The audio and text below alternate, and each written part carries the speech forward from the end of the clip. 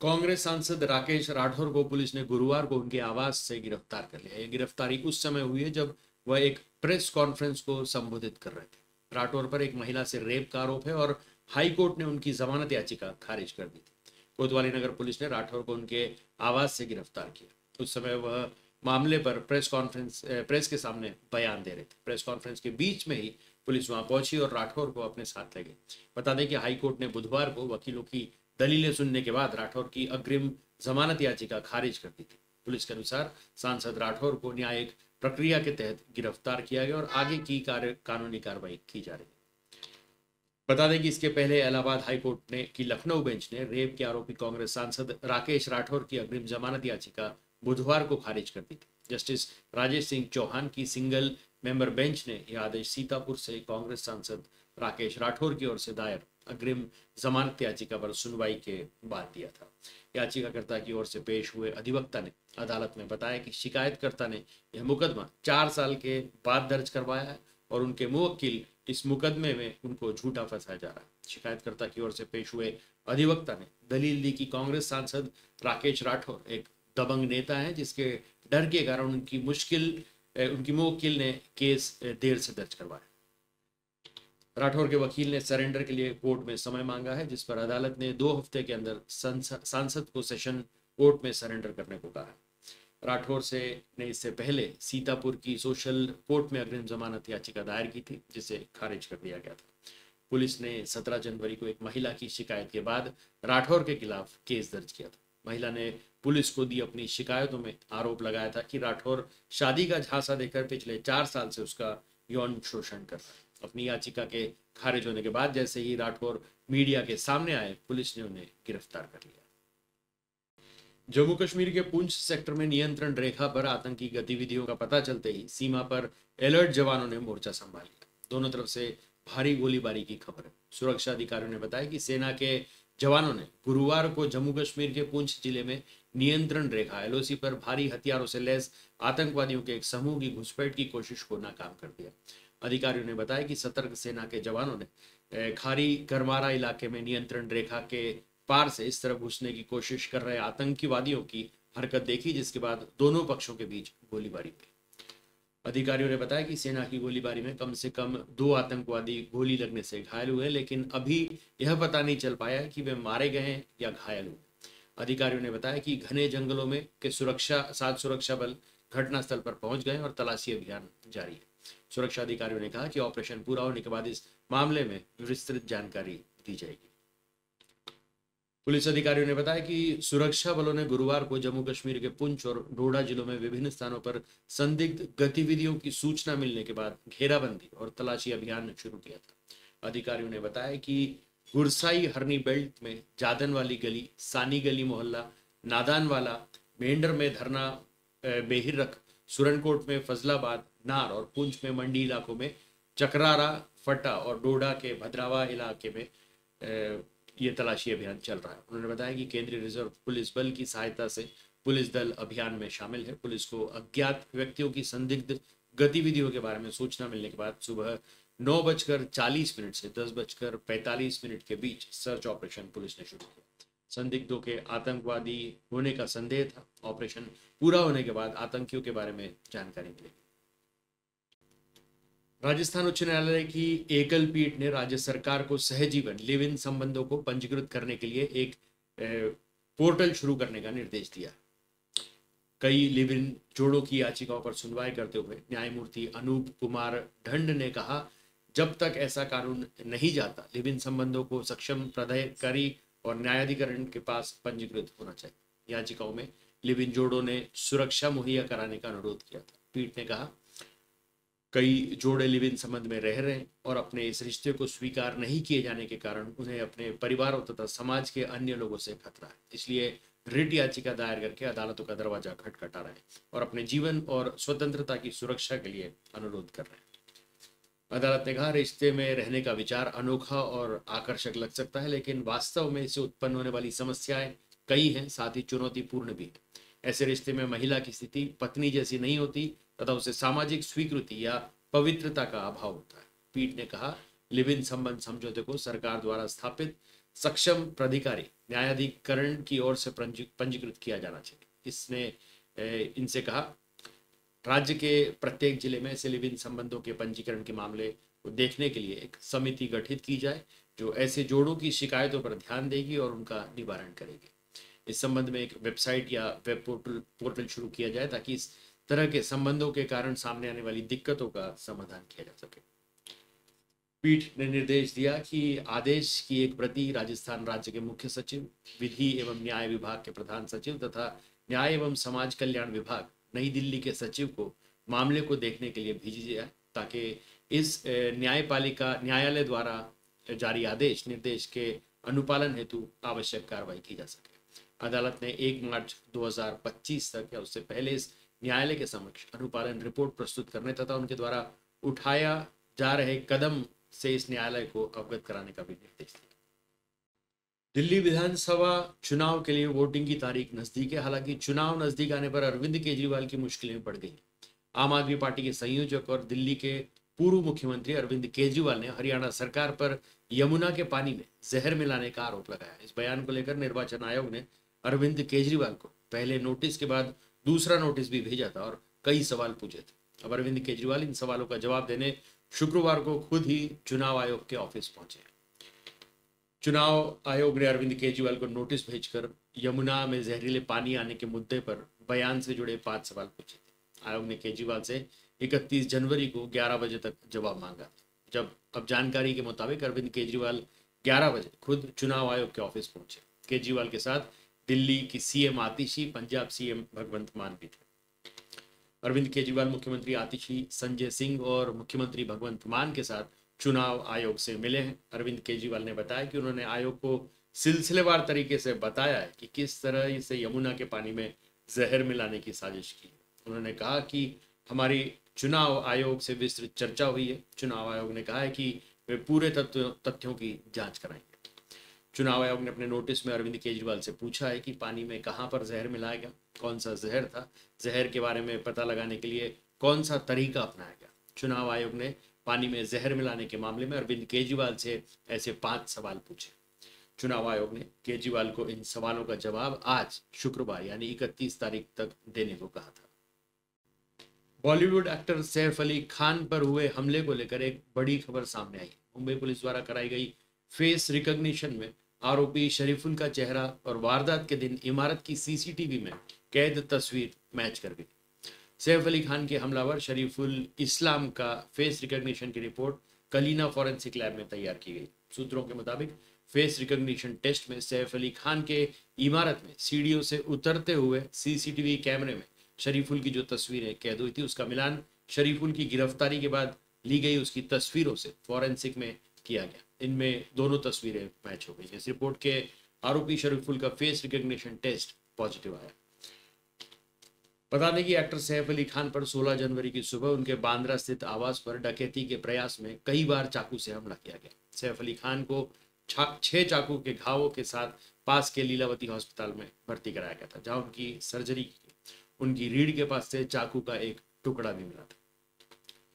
सैफ अली खान पर हुए हमले को लेकर 30 वर्षीय शरीफुल इस्लाम को 19 जनवरी को ठाणे से गिरफ्तार किया गया था। वो बांग्लादेश का रहने वाला। उसके पिता जो बांग्लादेश नेशनलिस्ट पार्टी में पदाधिकारी, आरोपी के पिता ने दावा किया कि उनका बेटा निर्दोष है और उसे फंसाया जा रहा है। वहीं अब आरोपी शरीफुल की शक्ल हमले की रात सीसीटीवी कैमरे की फुटेज में देखे गए व्यक्ति से मेल खा गई है।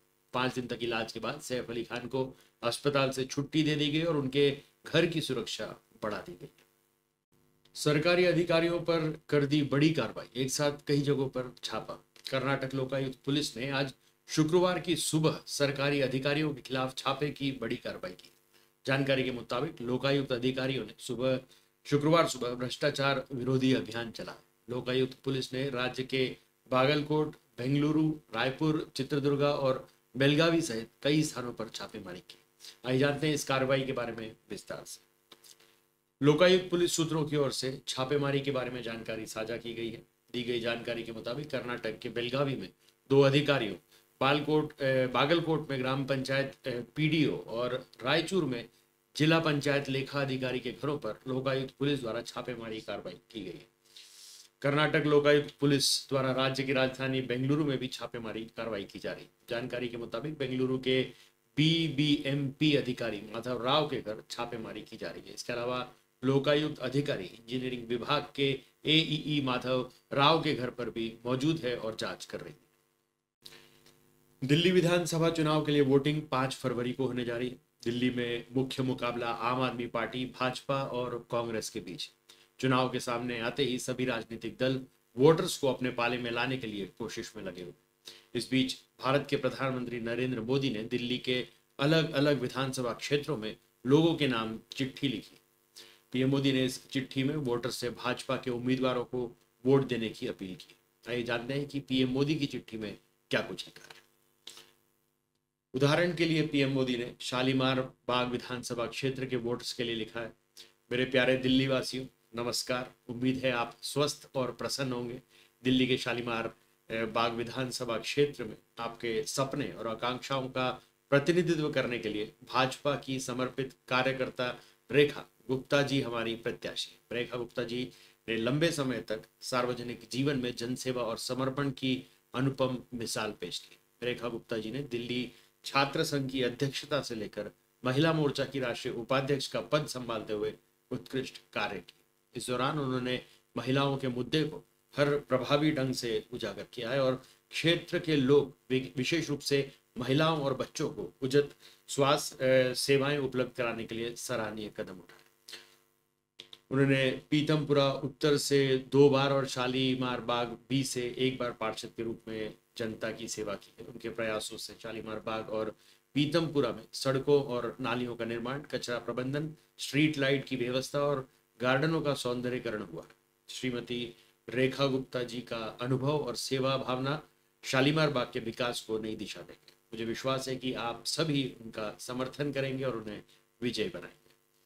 आज से संसद में बजट का सत्र शुरू होने जा रहा है। प्रधानमंत्री नरेंद्र मोदी ने कहा, बजट सत्र से पहले मैं धन और समृद्धि की देवी मां लक्ष्मी को नमन करता हूँ। इस दौरान पीएम मोदी ने संसद परिसर में पहुंचकर कहा कि ये बजट 2047 तक विकसित भारत का संकल्प पूरा करेगा। इस बजट सत्र में कई ऐतिहासिक बिलों में संशोधन को लेकर चर्चा की जाएगी। इस बजट सत्र में कई महत्वपूर्ण निर्णय लिए जाएंगे। पीएम मोदी ने कहा, मैं प्रार्थना करता हूं कि मां लक्ष्मी हमारे देश के गरीब और मध्यम वर्ग पर अपनी कृपा बनाए रखे। यह बहुत गर्व की बात है कि भारत ने एक लोकतांत्रिक राष्ट्र के रूप में 75 साल पूरे किए। भारत ने खुद को वैश्विक स्तर पर अच्छी तरह से स्थापित किया। यह मेरे तीसरे कार्यकाल का पहला महत्वपूर्ण बजट है। इसके साथ ही पीएम मोदी ने कहा कि मैं विश्वास के साथ कह सकता हूं कि 2047 में जब भारत आजादी के 100 साल पूरे करेगा, भारत विकसित भारत के अपने लक्ष्य को पूरा करेगा और यह बजट देश को नई ऊर्जा और आशा देगा। प्रधानमंत्री मोदी ने कहा कि आपने देखा होगा 2014 के बाद यह पहला संसद सत्र है जिसमें हमारे मामलों में कोई विदेशी चिंगारी नहीं सुलगती है, जिसमें किसी विदेशी ताकत ने आग लगाने की कोशिश नहीं की। मैंने हर बजट सत्र के पहले देखा है और हमारे देश में कई लोग इन चिंगारियों को हवा देने में कोई कसर नहीं छोड़ते। प्रधानमंत्री नरेंद्र मोदी ने कहा, हमारा देश युवा है। आज 20 से 25 साल के युवा विकसित भारत के सबसे बड़े लाभार्थी होंगे। जब वे 50 साल के होंगे, वे नीति निर्माण की बात।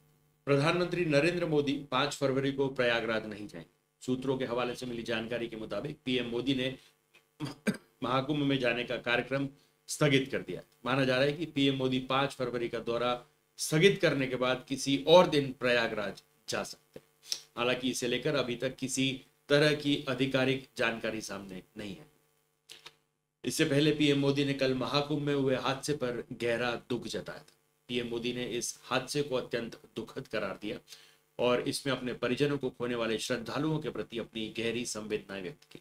हादसे के मद्देनजर मुख्यमंत्री योगी आदित्यनाथ से 4 बार बात करने के बाद प्रधानमंत्री मोदी ने एक्स पर एक पोस्ट में कहा कि प्रयागराज महाकुंभ में हुआ हादसा अत्यंत दुखद है। इनमें जिन श्रद्धालुओं ने अपने परिजनों को खोया है उनसे मेरी गहरी संवेदना है। उनके साथ ही मैं सभी घायलों को शीघ्र स्वस्थ होने की कामना करता हूँ। महाकुंभ मेला क्षेत्र में भगदड़ की घटना के एक दिन बाद प्रदेश सरकार ने भीड़ को नियंत्रित करने और श्रद्धालुओं की सुरक्षा सुनिश्चित करने के प्रयास अब और तेज कर दिए। इस बीच बृहस्पतिवार को भी बड़ी संख्या में श्रद्धालुओं का मेला क्षेत्र में आना जारी रहा। मंगलवार देर रात हुई भगदड़ की घटनाओं का यहाँ आ रहे श्रद्धालुओं पर कोई खास असर नहीं दिखाई दे रहा है। वे मोक्ष पाने की अभिलाषा में स्नान घाट की ओर बढ़ते ही चले जा रहे। प्रदेश सरकार के मुताबिक बृहस्पतिवार को शाम 4 बजे तक 1.7 करोड़ लोगों ने गंगा और संगम में डुबकी लगाई। डीआईजी मेला वैभव कृष्ण ने बृहस्पतिवार को कहा कि पुलिस आगामी बसंत पंचमी जो कि 3 फरवरी को है पर अमृत स्नान के लिए सुरक्षा के व्यापक बंदोबस्त में लगी है तथा भारी संख्या में लोगों के आने के अनुमान के बीच पुलिस कर्मियों और सुरक्षा कर्मियों के बीच तैनाती बढ़ाई जा रही है। उन्होंने कहा कि बृहस्पतिवार को भीड़ का दबाव अपेक्षाकृत कम हुआ है और सभी पुल फिर से खोल दिए गए जिससे मेला क्षेत्र में आवागमन सुगम हो सके। हालांकि बसंत पंचमी के पूर्व बेहतर भीड़ प्रबंधन के लिए प्रमुख स्थानों पर नए प्रतिबंध लगाए जाएंगे। डीआईजी ने स्पष्ट किया कि मौनी अमावस्या की तरह आगामी अमृत स्नान पर भी विशिष्ट व्यक्तियों की आवाजाही पर रोक बनी रहेगी। सुबह घने कोहरे के बाद भी दिन में धूप खिली और दिन भर लोगों का मेला क्षेत्र में आना जारी रहा। महिलाओं, बच्चों और बुजुर्ग लगातार विभिन्न घाटों की तरफ जाते हुए दिखाई दिए। संसद का बजट सत्र आज से शुरू हो रहा है। सबसे पहले आज राष्ट्रपति द्रौपदी मुर्मू संसद के संयुक्त सत्र को संबोधित कर राष्ट्रपति के अभिभाषण के बाद लोकसभा और राज्यसभा की बैठकें होंगी जिसमें वित्त मंत्री आर्थिक सर्वेक्षण पेश करेंगे। 1 फरवरी यानी इस शनिवार को वित्त मंत्री मोदी 3.0 सरकार का पहला पूर्ण बजट पेश करेगी।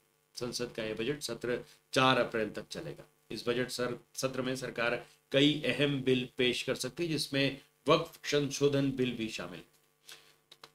बता दें कि सत्र को लेकर संसदीय कार्य मंत्री किरण रिजिजू ने गुरुवार को सर्वदलीय बैठक बुलाई थी। बैठक में सभी दलों से संसद की कार्रवाई सुचारू ढंग से चलाने के लिए सहयोग की अपील की गई, लेकिन विपक्षी दलों ने इसमें अपने इरादे साफ कर दिए। समाजवादी पार्टी ने महाकुंभ में हुए हादसे के मुद्दे पर सदन में चर्चा की मांग की और इस घटना पर पारदर्शिता के साथ जांच कराने की मांग भी की। राज्यसभा में कांग्रेस के उपनेता प्रमोद तिवारी ने कहा कि विपक्षी गठबंधन संसद के बजट सत्र में सभी मुद्दों को उठाएंगे। बता दें कि आज से शुरू हो रहा संसद का बजट सत्र काफी अहम रहने वाला है। एक तरफ जहां वित्त मंत्री निर्मला सीतारमण प्रधानमंत्री नरेंद्र मोदी के तीसरे कार्यकाल का पहला महत्वपूर्ण बजट और अपना लगातार 8वां बजट पेश करेगी, वहीं सरकार इस सत्र में वक्फ संशोधन बिल समेत 16 महत्वपूर्ण बिल पेश कर सकती है। ये विधेयक वक्फ संशोधन विधेयक 2024, मुस्लिम वक्फ विधेयक 2024, बैंकिंग संशोधन विधेयक 2024, रेलवे संशोधन विधेयक, आपदा प्रबंधन विधेयक और वित्त विधेयक 2025, विमान वस्तुओं में हितों का संरक्षण विधेयक 2025, त्रिभुवन सहकारी विश्वविद्यालय विधेयक 2025, अप्रवासन और विदेशी विधेयक 2025, बिल ऑफ लैंडिंग विधेयक 2024, तेल क्षेत्र संशोधन विधेयक 2024, बॉयलर बिल 2024, समुद्र द्वारा माल की ढुलाई विधेयक 2024, तटीय नौवहन विधेयक 2024 आदि अन्य विधेयक इस सत्र में डिस्कस किए जाएंगे। बता दें कि संसद के बजट सत्र की शुरुआत शुक्रवार को दोनों सदनों की संयुक्त बैठक में राष्ट्रपति के अभिभाषण से होगी और बजट 1 फरवरी को पेश किया जाएगा। सत्र का पहला चरण 13 फरवरी को समाप्त होगा और दूसरा चरण 10 मार्च से शुरू होकर 4 अप्रैल तक चलेगा। दिल्ली विधानसभा चुनाव में मतदान 5 फरवरी को होना है, लेकिन बुजुर्गों के लिए घर से मतदान की सुविधा जारी। 85 साल से ज्यादा उम्र के लोग घर बैठे अपना वोट डाल सकते हैं। होम वोटिंग की सुविधा का इस्तेमाल करते हुए पूर्व प्रधानमंत्री दिवंगत मनमोहन सिंह की पत्नी गुरशरण कौर ने भी मतदान किया। 80 साल की ऊपर गुरशरण कौर का नाम दिल्ली की मतदाता सूची में वरिष्ठ नागरिक श्रेणी में अनुपस्थित मतदाता के रूप में दर्ज था। पूर्व केंद्रीय मंत्री मुरली मनोहर जोशी ने भी अपनी पत्नी सरला जोशी के साथ घर पर मतदान की सुविधा का लाभ उठाते हुए अपना वोट डाला। मुरली मनोहर जोशी 90 साल से ऊपर के, उनकी पत्नी 89 ईयर्स की है। चुनाव आयोग ने 80 साल से अधिक उम्र के लोगों के लिए लोगों को 40% से अधिक दिव्यांगता वाले मतदाताओं के लिए वोट फ्रॉम होम की सुविधा शुरू की है। जो मतदाता चलने फिरने में असमर्थ हैं, उनके मतदान केंद्र तक पहुंचने में मुश्किल होगी, ऐसे लोग घर से मतदान का विकल्प चुन सकते हैं। चुनाव आयोग की टीम मतदाता से संपर्क करके समय तय करती है और निर्धारित समय पर चुनाव आयोग के कर्मचारी मतदाता के घर पहुंचकर अस्थायी मतदान केंद्र बनाते हैं, जिसमें बुजुर्ग व्यक्ति को मतदान करना होता है। चुनाव आयोग ने बताया कि पिछले साल गर्मी में हुए लोकसभा चुनाव के दौरान दिल्ली में सबसे ज्यादा लोगों ने वोट फ्रॉम होम सुविधा का लाभ लिया था। आंकड़ों के मुताबिक दिल्ली लोकसभा क्षेत्र में 80 साल से अधिक उम्र के 1000 लोग और 180 दिव्यांगों ने घर से मतदान की सुविधा का इस्तेमाल किया था। नई दिल्ली लोकसभा क्षेत्र में 80 साल से अधिक उम्र के 909 और दिव्यांग श्रेणी के 70 मतदाताओं ने घर से मतदान किया था। इन दोनों श्रेणी में 80 साल से अधिक उम्र और दिव्यांग के 4500 मतदाताओं ने घर से मतदान की सुविधा का इस्तेमाल किया था। आंकड़ों के मुताबिक चांदनी चौक सीट से 550 मतदाताओं ने, उत्तर पूर्व दिल्ली से 400 मतदाताओं ने, पूर्वी दिल्ली ने से 801 मतदाताओं ने, उत्तर पश्चिम दिल्ली से 430, दिल्ली दक्षिण से 470 मतदाताओं ने घर से मतदान की सुविधा का इस्तेमाल किया था। घर से मतदान की सुविधा के लिए चुनाव अधिकारियों की टीम और सुरक्षा कर्मी मतदाता के आवास पर जाते हैं और मत एकत्र करते हैं। मतदाताओं को पहले ही उनके घर आने की जानकारी दी जाती है और पारदर्शिता सुनिश्चित करने के लिए पूरी प्रक्रिया की वीडियो रिकॉर्डिंग भी की जाती है। महाराष्ट्र के राजनीतिक परिदृश्य में हलचल मचाने वाले राज ठाकरे ने चुनाव के बाद अपनी चुप्पी तोड़ी। ठाकरे ने बीजेपी पर निशाना साधते हुए कई महत्वपूर्ण मुद्दों पर खुलकर अपनी राय व्यक्त की। उन्होंने कहा कि चुनाव के बाद पूरे महाराष्ट्र में फैला सन्नाटा कई सवालों को जन्म देता है। ठाकरे ने विशेष रूप से राज्य में हुए चुनावी परिणामों पर सवाल उठाए। उन्होंने बाला साहब थोराट की हार और अजीत पवार की पार्टी की ऐतिहासिक जीत पर भी हैरानी जताई। ठाकरे ने कहा कि विधानसभा चुनावों में उनकी पार्टी को भी वोट मिले थे, लेकिन वे सारे वोट कहीं गायब हो गए। ठाकरे ने कहा कि बाला साहेब थोराट 7 बार चुनाव जीते थे, हर बार 70 से 80 हजार वोट से जीतते थे, लेकिन इस बार वे सिर्फ 10,000 वोट से हार गए। ये कैसे संभव है?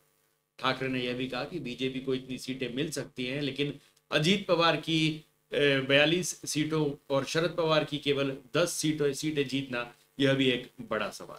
उन्होंने कहा कि लोकसभा के बाद सिर्फ 4 महीने में इतना बड़ा बदलाव कैसे हुआ? क्या आप सोचते हैं कि हमें वोट नहीं मिला? हमें वोट मिला था, लेकिन वो सारे वोट कहीं गायब हो गए।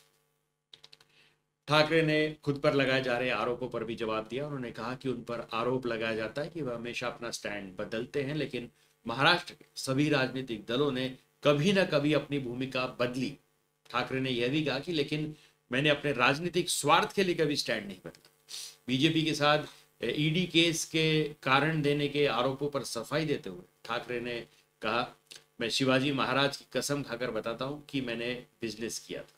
कोहिनूर मिल के लिए हमने टेंडर भरा था, टेंडर हमें मिल गया था, लेकिन कानूनी अड़चनों के कारण हम उस डील से बाहर निकल गए।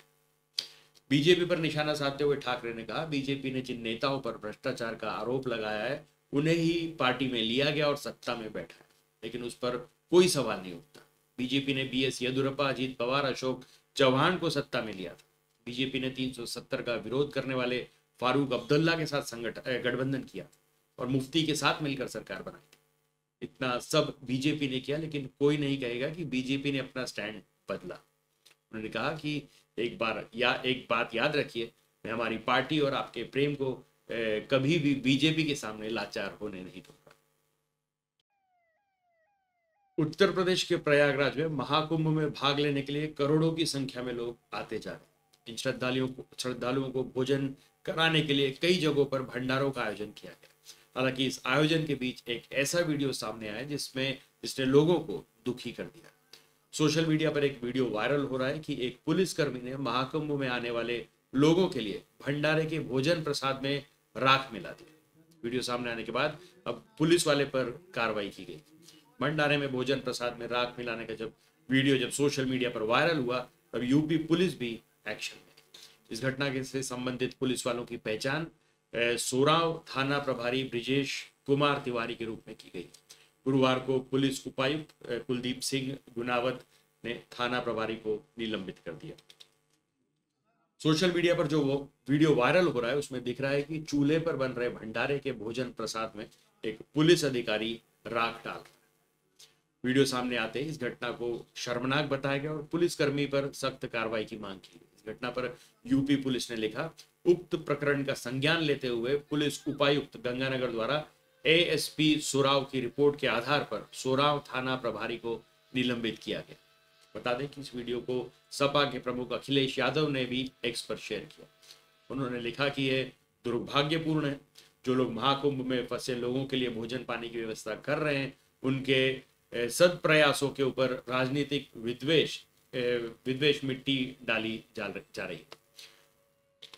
उत्तर प्रदेश में प्रयागराज में जारी महाकुंभ में रिकॉर्ड तोड़ भीड़ जुट रही। 30 जनवरी की तारीख को महाकुंभ में गंगा यमुना सरस्वती के त्रिवेणी संगम में करीब 2 करोड़ से ज्यादा लोगों ने स्नान किया। वहीं महाकुंभ शुरू होने के बाद से आज तक करीब 30 करोड़ लोगों ने संगम में स्नान कर लिया। दिल्ली में विधानसभा चुनाव होने वाले, ऐसे में आम आदमी पार्टी के मुखिया व नेता अरविंद केजरीवाल ने प्रेस को संबोधित किया।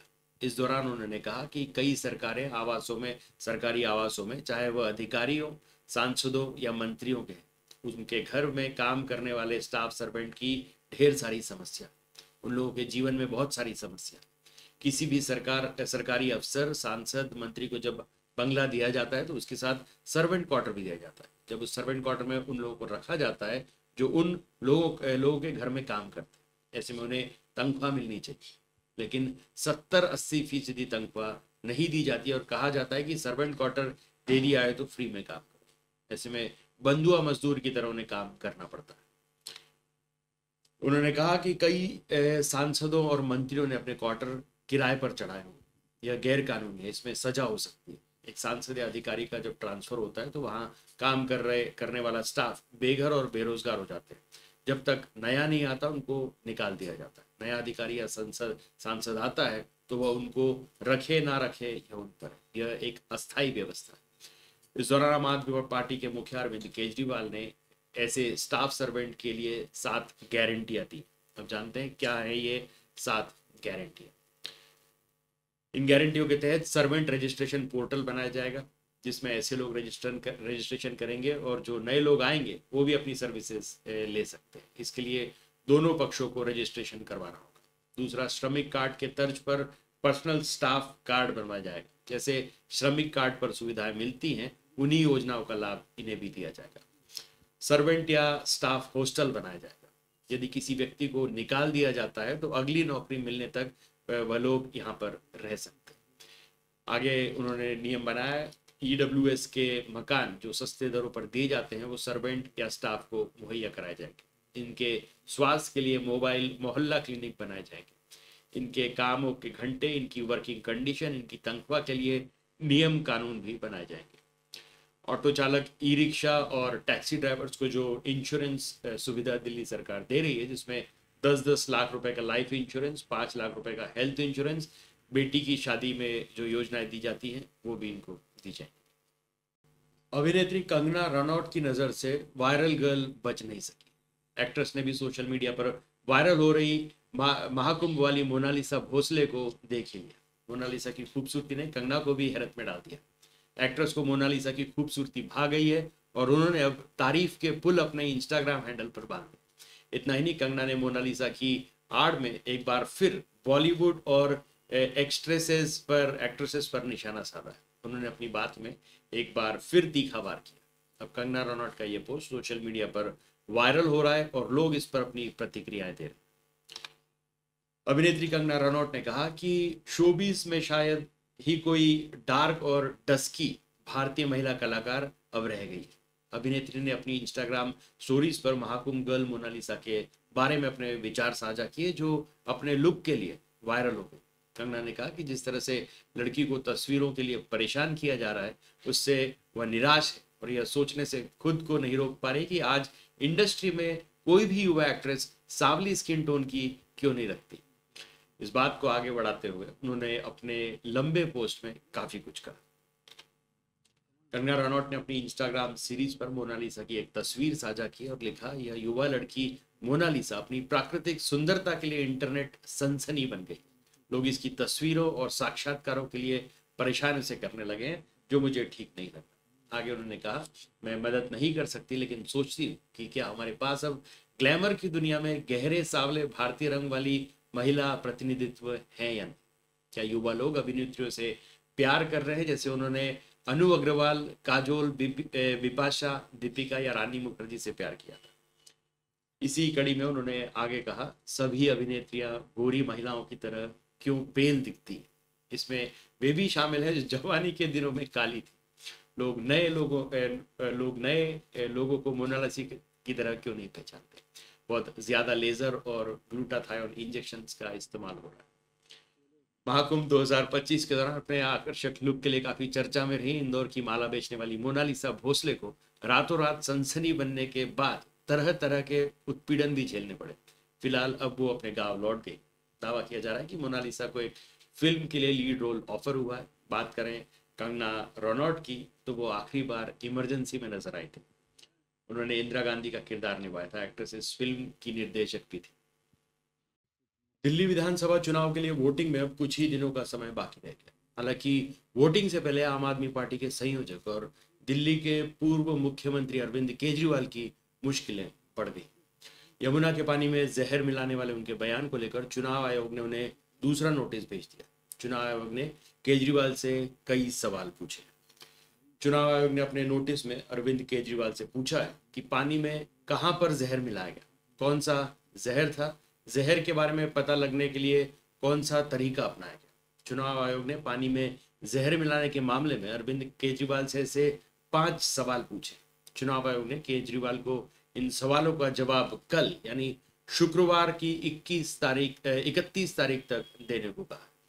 पीटीआई के मुताबिक निर्वाचन आयोग ने केजरीवाल को लिखे पत्र में कहा है कि अरविंद केजरीवाल यमुना में अमोनिया की मात्रा बढ़ने के मुद्दे को नदी को जहरीला बनाने के आरोपों के साथ न जोड़े। निर्वाचन आयोग ने केजरीवाल से यह बताने को कहा है कि नदी के पानी को जहरीला बनाने के लिए उनके उस आरोपों पर कार्रवाई क्यों नहीं की जाए, जिससे विभिन्न समूहों के बीच वैमनस्य बढ़ सकता है।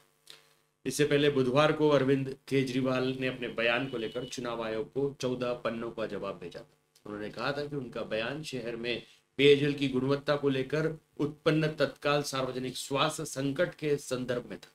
उन्होंने अपने जवाब में कहा कि उनके नाम से दिए गए कथित बयान भाजपा शासित राज्य से आने वाले कच्चे पानी की गंभीर विषाक्तता और कंटेमिनेशन को उजागर करने के लिए उनके सार्वजनिक दायित्व के रूप में दिए गए थे। केजरीवाल ने यह भी कहा कि उनका अनिवार्य सार्वजनिक कर्तव्य उसको आगे बढ़ाने के लिए।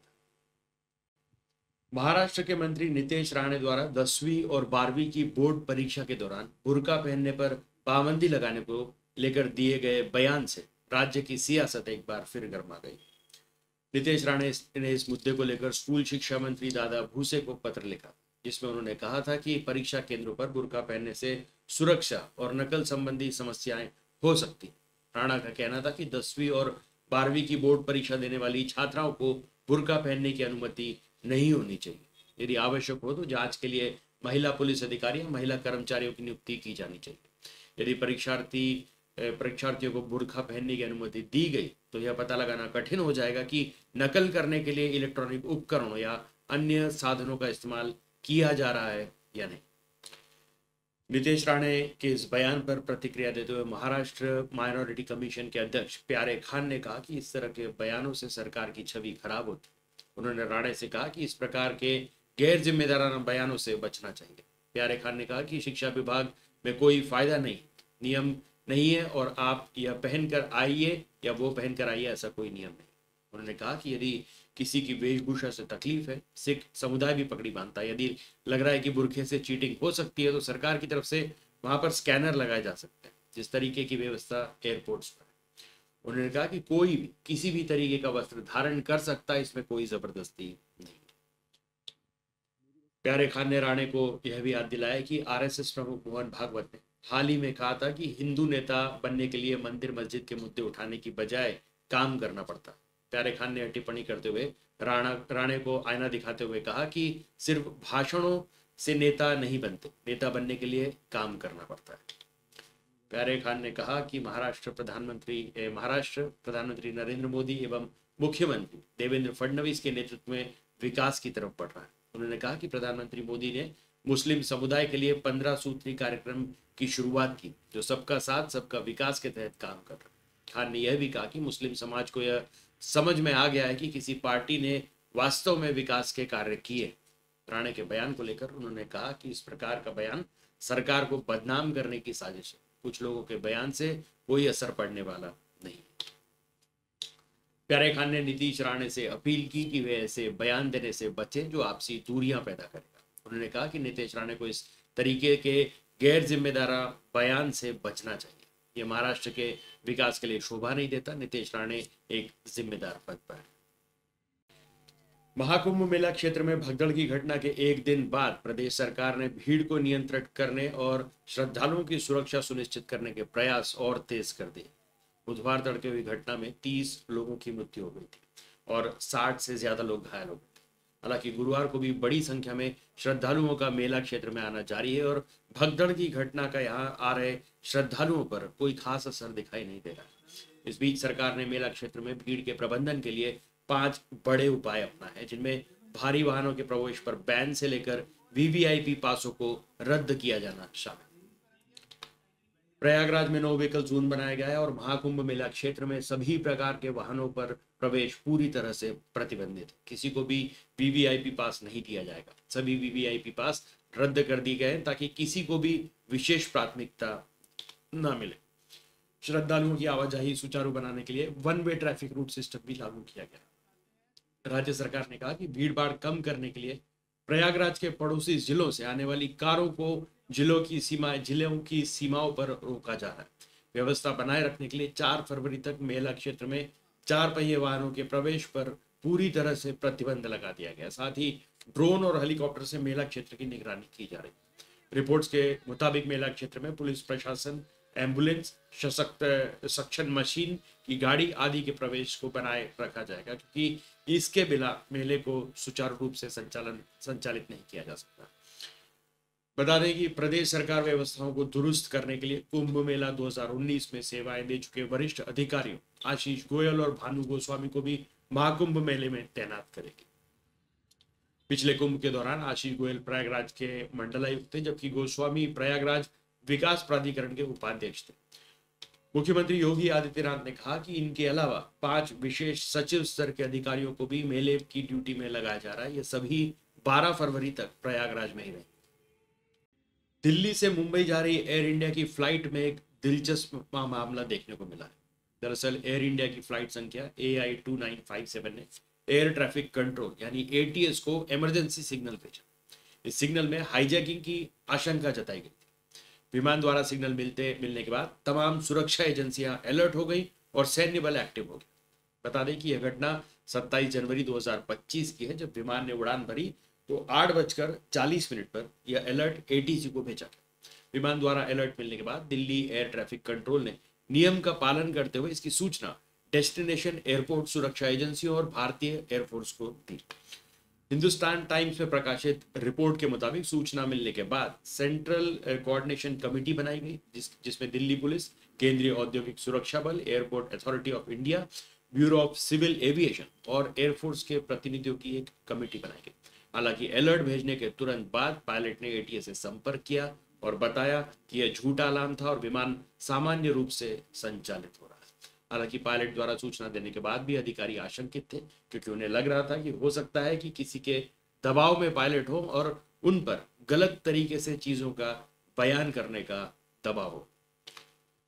बता दें कि दिल्ली से मुंबई जा रही एयर इंडिया की इस विमान में 126 यात्री सवार थे। यह विमान मुंबई की छत्रपति शिवाजी इंटरनेशनल एयरपोर्ट पर रात 9:47 पर उतरा। बता दें कि इस समय तक एयरपोर्ट पर स्थानीय पुलिस फोर्स NSG की तैनाती कर दी गई थी। जहाज की जांच पड़ताल के लिए एयरपोर्ट पर उसे एक किनारे पर लाया गया, जिसके बाद पूरी जांच पड़ताल के बाद मुसाफिरों को जाने की इजाजत दी गई, वहां पर यह बताकर कि वहां कोई खतरा नहीं।